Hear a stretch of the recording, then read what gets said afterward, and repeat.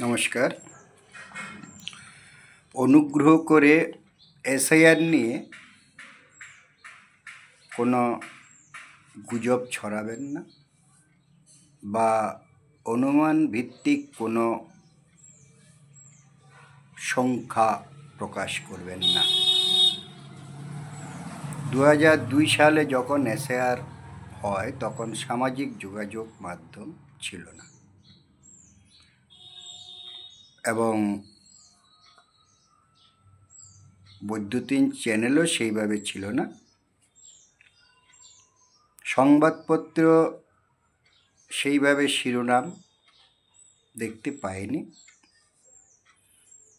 হয়তো আমার নজরে নাও আসতে পারে, সেটা অন্য কথা। সম্প্রতি দেখলাম একজন কেন্দ্রীয় বিরোধী দলের রাজ্যসভার সাংসদ, তিনি অনশনে বসছেন বা 101 কোটি মানুষের নাম ভোটার তালিকা থেকে বাদ যাবে বলে তিনি বলছেন।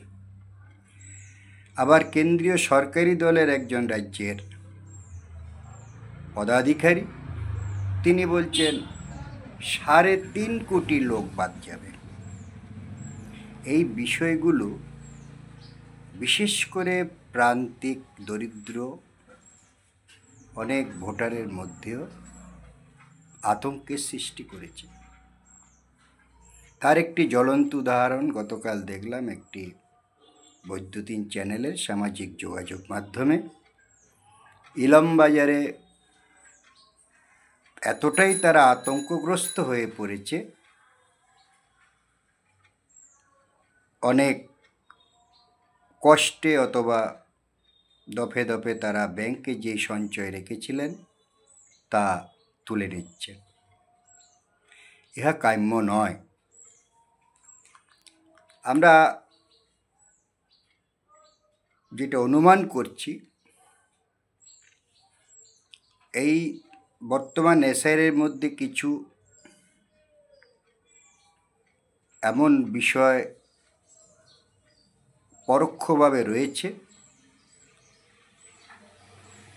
যেহেতু অসমে এনআরসি হয়েছিল, তার কিছু রেকর্ড আমরা জেনেছি, তাই ইহা কল্পনা করা যায়। এতৎসত্ত্বেও সকলকে অনুরোধ করব, এসআইআর হোক। যেই পদ্ধতিগুলো দেখতে পাচ্ছি, ইহাতে এতটা আতঙ্ক হবার কারণ নেই। কিছুটা প্রশ্ন তো আছেই। সেই প্রশ্নগুলো যাদের তোলার কথা লোকসভা বা রাজ্যসভায়, আমি মনে করছি তেমন বর্তমান সাংসদ সদস্যের সংখ্যা খুবই কম। কারণ বেশিরভাগ সেলিব্রিটিদের বর্তমানে লোকসভা এবং রাজ্যসভার সাংসদ করা হচ্ছে। তারা মাটি থেকে উঠে আসেনি। প্রান্তিক মানুষদের কি দুর্দশা, কি কষ্ট! ভোটার তালিকায় নাম ভোট দিয়ে তাদের কি লাভ ছিল, এগুলো অনেকে এতদিন ভাবেও নি, অর্থাৎ তাদেরকে সেভাবে ভাবানো হয়নি। ইহা একজন সামান্য সমাজকর্মী হিসাবে বহু অভিজ্ঞতা থেকে ব্যক্ত করলাম। এসআইআর হচ্ছে, 2002 হয়েছে, কিন্তু এত দীর্ঘ বৎসর পরে কেন আবার এসআইআর? প্রশ্ন আমার আছে, প্রশ্ন থাকবে।